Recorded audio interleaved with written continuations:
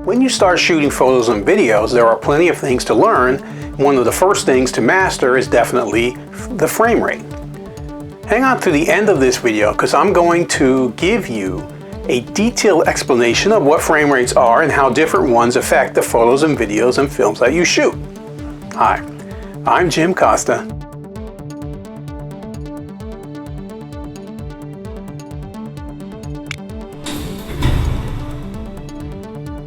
I'm a videography, photography, and technology guru, but you can call me a dadographer. I've created many other videos on improving your photography, videography, filmmaking, video editing, audio recording, and technology skills. I'll link to those in the description below and both during and at the end of this video, so stay tuned. If you want to learn more, remember to subscribe to my channel and hit that bell to be notified when I upload new videos. I upload every week, and I'll be uploading many more explanations of film, video, photo, editing, and tech topics. Stay tuned to the end to find out how to get my free DSLR, mirrorless, or interchangeable lens video camera cheat sheet that'll have you shooting your photos and videos like a pro in no time. Best of all, my cheat sheet specializes in shooting video with any type of camera, including mirrorless and DSLR cameras. In it, you'll find all the information you need on important video techniques such as white balance, color temperature, frame rates, and more. The info I've assembled for you will definitely help to improve your work. I am a full-time working photographer, video producer, video editor, and technology pro. That's the small business that I own, and that's how I make a living. You'll find my contact information in the description below. Contact me if you need photography or video production for you personally, for your business, or for someone that you know. A frame rate is the number of images your camera takes per second, or the number of frames of video or film recorded per second, which then get animated into a motion picture, known as the frames per second, or FPS. Frame rates stem from film and date back to the very first silent films. Film would be on a reel and then cranked by hand by a camera operator, and then the projectionist would play back the film at the same frame rate that it was recorded at. You can think of frame rates like a flip book. Each new drawing on a piece of paper is a frame. When you flip through the book, you see all the frames blended together as one continuous moving image. With that in mind, if you have a frame rate of 24 frames per second, that means that in 1 second, the camera is capturing 24 individual frames. And when played back, it displays as one continuous video. It's important to remember that shutter speed is not the same as frame rate.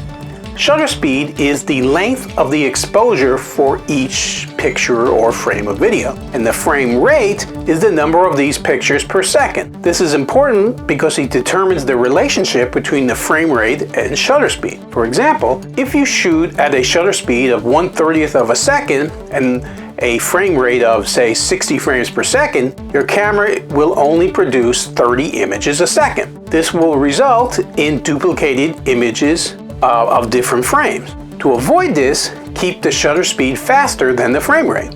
And the general rule of thumb is to make the shutter speed double whatever your frame rate is.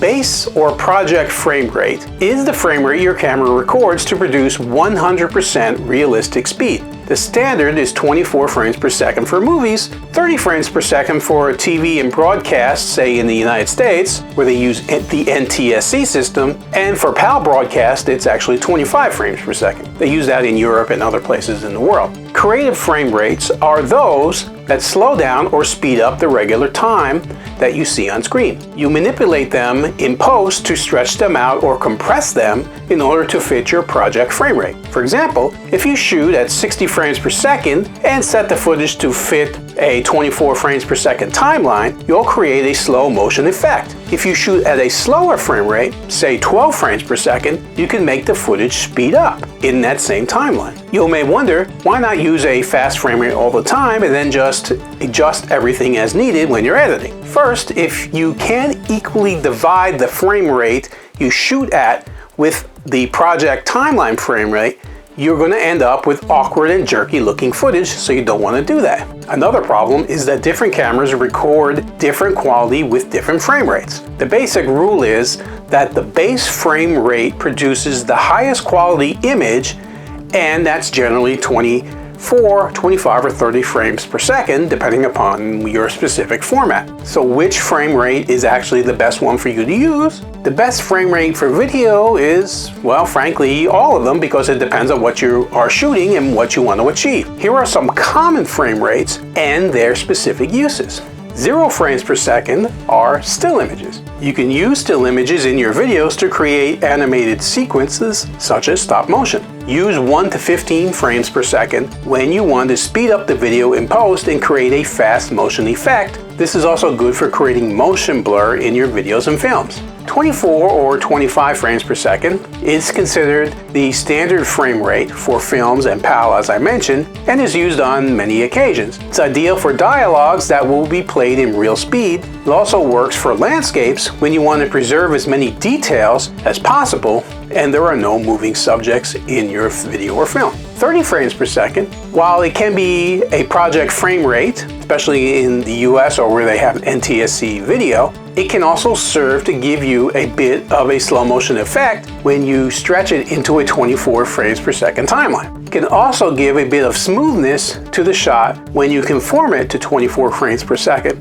because there's a little bit more video, 6 extra frames in each second. 48 to 60 frames per second is considered normal slow motion, the one we see all the time in movies, music videos, and TV shows. You can use it to add a bit of grace to the subject or for people who are laughing and clapping or walking in the background. There's another quite useful application of this frame rate. If you're filming people talking or singing and you don't want to use the audio, you can also shoot at 60 frames per second and slow the footage down in post. This way, the subjects are taken out of reality and the viewer's brains find it easier to accept that they can't hear the audio. You see this a lot in music video, and you may not even realize it.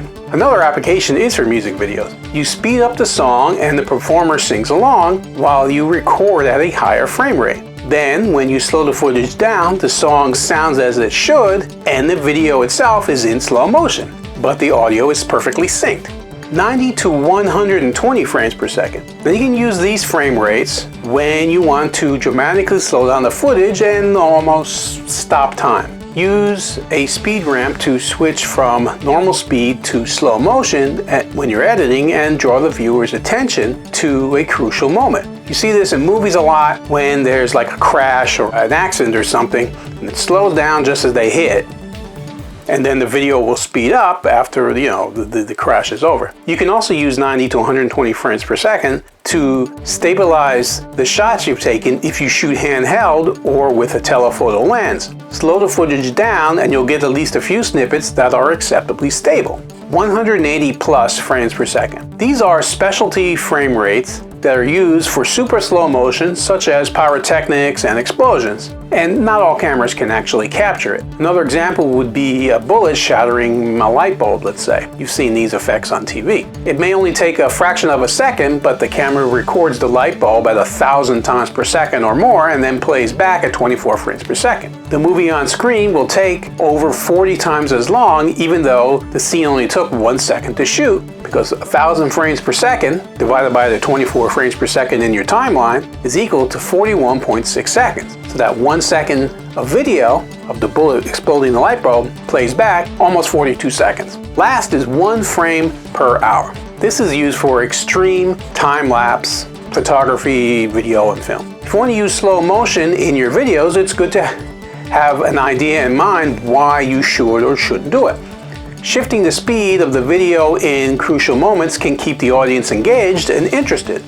Contrary to that, if the footage is in slow motion for too long, no matter how gorgeous it looks, it can appear dull, so you have to use it sparingly.